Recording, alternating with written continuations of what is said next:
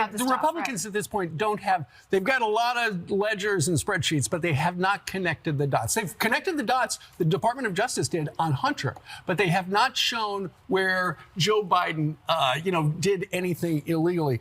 He's making your investigation sound like a joke, and he's trying to make you look like a joke. And then half of America sees that, and they think your investigation is a joke. You know, Jake Tapper is an intelligent guy, but he's playing to a low IQ audience. House Republicans are desperately whipping votes to formalize the baseless impeachment inquiry into President Biden this week, despite the open skepticism of Fox News, the hesitation of many of their fellow elected Republicans, and most importantly, the rapidly shrinking support of Republican voters, according to recent polls. The stage seems set for disaster. But before we unpack all that, if you haven't yet, please hit that like, subscribe, and the alert bell.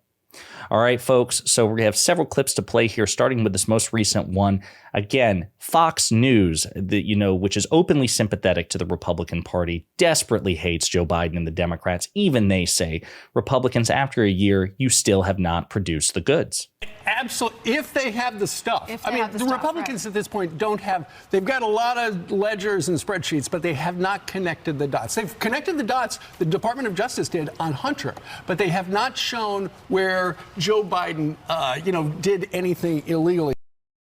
Which is kind of important, right? If you're going to try to impeach the president, surely you wouldn't try to impeach the president over whatever, sordid misdeeds exist of his son, unless you can prove that Joe Biden is involved. This is actually a point that Mitt Romney recently made, another Republican. Now he's in the Senate, right? So he's not in the House. He would be responsible for voting to either convict or acquit President Biden if the president were to be impeached. He doesn't say it in this clip, but in this interview, Romney points out, listen, even if you prove that Hunter Biden is unsavory, that's the adjective he uses, that has no reflection on Joe Biden. Joe Biden cannot and should not be held morally, legally, or politically accountable with respect to impeachment for the misdeeds of Hunter Biden unless you can prove that Joe Biden were involved in those things. And certainly, at least from a position of power. But this is what Romney said when asked directly if he supports impeachment. As you know, House Republicans have signaled that they may vote as early as this week on an impeachment inquiry into President Biden, despite the fact that they haven't shown yet a direct link between Hunter Biden's business dealings and President Biden. Have you seen any evidence that President Biden has committed high crimes and misdemeanors? No, I don't see any evidence of that at all. I think before you begin an impeachment inquiry, you ought to have some evidence, some inclination that there's been wrongdoing, and so far there's nothing of that nature that's been provided. So are you opposed to the impeachment inquiry? Well, if I were in the House, I'd vote against it, unless they were able to bring forward evidence that suggests that there were a high crime or misdemeanor that had been committed. But so far, that hasn't been the case. So far, that has not been the case, despite a year-long fishing expedition. Now, I will also point out, just in case my videos are not enough and you want like some quick recall information, Oversight Democrats have been consistently on this. They have been persistently debunking and refuting the conspiracy theories and claims of the Republican Party in real time. They issued this press release. Oversight Democrats release impeachment inquiry fact sheets debunking false narratives about obstruction, the Burisma conspiracy, and Joe Biden's loan to his brother. And again, we won't relitigate all these things. We talk about them quite a bit because it's important to debunk these things. But they have fact sheets available for you to just have on hand if for whatever reason you feel the need to, argue with your MAGA uncle or cousin about the situation. Now, you don't just have the open skepticism of Fox News and the hesitance of other elected Republicans, and we'll come back to that last part in a second because there are other Republicans out there who seem to be hesitant to jump on even the formalization of the impeachment inquiry, let alone impeachment itself. As Ian Sams of the White House points out, according to a new Morning Consult poll, support for launching formal impeachment proceedings against President Biden dropped 6 points among Republicans and 6 points among independents just since September. So that means in 2 months, effectively, of Republicans upping the ante, making even more appearances in front of Fox News, Newsmax, OAN, even CNN, trying to make their case to the American people. The more they're out there in front of the American people trying to persuade them, support for the impeachment effort has dropped. That is how weak this case is, despite the full power of the mobilized Republican Party behind it. I mean, my God, they haven't been doing anything else. As we discussed, there have been other polls indicating that the overwhelming majority of the country believes that House Republicans have been focused on the wrong things. They've dedicated all their time, effort, and energy to these BS culture war issues and trying to impeach the president. They haven't done anything else. They have not tried to work bipartisanly with Democrats, both in the House and in the Senate and with the White House, to try to produce benefits for the American people. So this is their best effort. And it's dangerous. It's bad faith, to be sure, but it's still coming up short. And yet, again, they're desperately whipping votes. So this is an article from Politico. House GOP chips away a centrist resistance on Biden impeachment inquiry. But they do point out about half a dozen members are still undecided, but there's only one public no vote in Politico's whip count. It's a rare sign of unity for the conference. Remember, 18 Republican congresspeople reside in Biden swing districts, people who voted for, or districts that voted for Biden for the presidency, and yet voted for these Republicans in terms of the House of Representatives, which means conventionally, they have a much higher burden to meet because these are swing voters who are at least centrist or independent, who might not look kindly on people in trying to impeach the president without overwhelming, compelling evidence. So you also have to factor in that the Republicans have very little margin for error. They're down to like a 3 or 2 seat majority. Okay. So they need every possible vote. And there is no guarantee that they'll get it, even though it's looking more like they will in terms of formalizing the procedure. Manu Raju of CNN, he does, I suppose, no, I'm not going to play the full clips because it would take too long, but he does interview House Republicans who are swing district, allegedly moderate Republicans, who have said that they will support formalizing the impeachment process, 2 or 3. Somebody like Don Bacon, for example, who says, listen, it's not the same thing as impeachment. We're not there yet. We're not ready there. I'm not committing to impeachment. I'm just committing to formalizing the impeachment process. So again, it's looking like it's heading in that direction, but there's still no guarantee. Now, the other thing to factor into this is Mike Johnson, okay, the current Republican Speaker of the House, the most powerful elected Republican in the federal government, somebody who was a strident supporter of Donald Trump during Trump's presidency, even though, as we've discussed in a previous video, in 2015, when Trump was running for office, Mike Johnson, who's allegedly a devout Christian, a man of faith and principle, correctly identified Donald Trump as being too poor in character, too unprincipled, lacking in integrity and temperament and judgment to be the commander-in-chief. But then, of course, when Trump became president, Mike Johnson, because at the end of the day, he's a cultist, an unprincipled cultist, he completely changed his tune.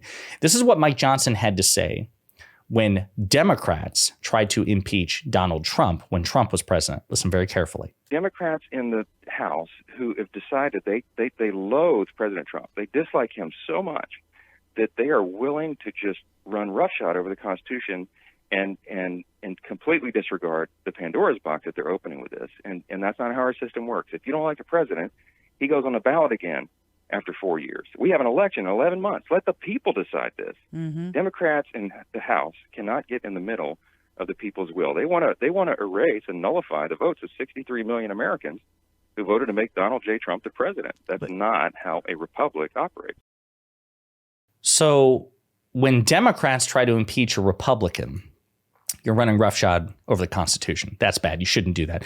When you do it 11 months away from an election, that's even worse. You're just trying to nullify 60 million Republican votes. On the other hand, as CNN points out, isn't Mike Johnson doing that here? Isn't Mike Johnson running roughshod over the Constitution to try to impeach President Biden? No, probably not, because again, according to Republicans and conservatives and so many enlightened centrists out there, there's a completely different set of standards for the right compared to the left and Republicans compared to Democrats. CNN points this out somewhat prophetically. He warned Democrats that what they were doing was short-sighted, and said that impeaching Trump opened a Pandora's box in which every opposition party in control of the House could impeach the president, an outcome he asserted the founding fathers feared. He also complained that the effort derailed Congress from its real work of legislating. Again, ironic when you consider that there's a government shutdown in about a month, and Republicans are going to go home. Congressional Republicans will there's going to be a recess for a couple of weeks at the end of the month. So we have like 1 or 2 weeks to get all this resolved. And yet they're focused on impeaching Joe Biden. So he says, what happens a few years from now, 10 years from now, 20 years from now? You have a Democrat in the White House and you have a Republican majority in the House. Do you think the Republican base in this country is going to be satisfied? They're going to demand that they be impeached because now you've set the bar so low that we're going into tribal politics now. I mean, if you think politics were divided before this, heaven help us. And as CNN points out, now Johnson, as the Speaker of the House, seems to have abandoned his previous concerns about impeachment and, with Republicans' control of the House, has said he fully supports such an inquiry along party lines and so close to a presidential election. Okay.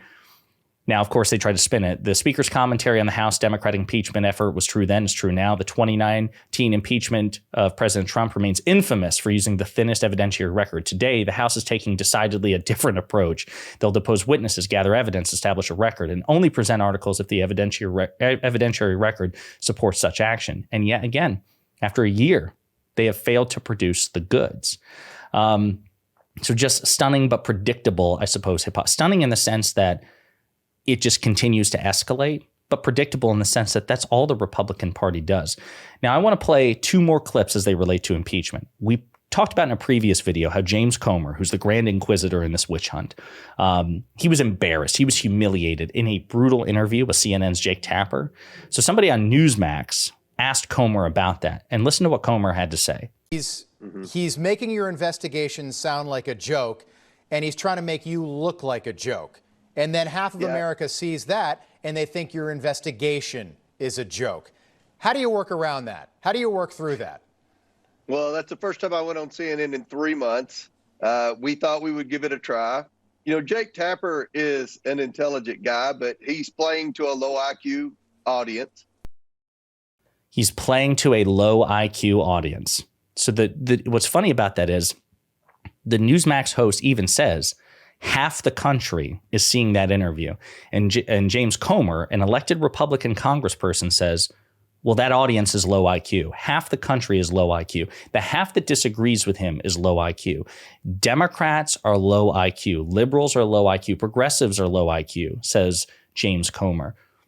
Interesting. Now, in addition to that being hilariously wrong, it was actually James Comer who made James Comer look like a complete idiot because he couldn't answer questions. As Jessica Tarlov of Fox News pointed out, James Comer just really sucks at his job, despite the fact that he's been on Fox News like dozens and dozens of times over the past several years. He's had ample opportunity to refine his technique and become better as time goes on. But he's actually gotten worse because he's actually an idiot, infinitely, objectively, morally, and intellectually inferior to any elected Democrat. There's not an elected Democrat in Congress who couldn't kick James Comer's ass in a debate. You can quote me. But James Comer is insulting half the country, which makes me wonder, what if an elected Democrat ever said something like that? What if an elected Democrat said Fox News viewers are low IQ?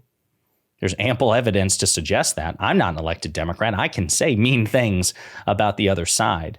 But imagine how he would freak out and how Republicans would freak out and conservatives, how they clutch their pearls if you insulted Fox News viewers or Republican viewers. Again, that goes to the asymmetry of expectation. It's okay for elected Republicans to say whatever they want, whenever they want, about Democrats, blue cities, blue states, Democratic voters, CNN viewers, whomever they want. Except it's not. We should have one standard in this country, and we should ruthlessly hold everyone accountable when they violate that standard. So either James Comer needs to be called out for his terrible rhetoric, or perhaps we should open the doors for Democrats to start taking the gloves off in terms of their rhetoric. You let me know what you think in the comments.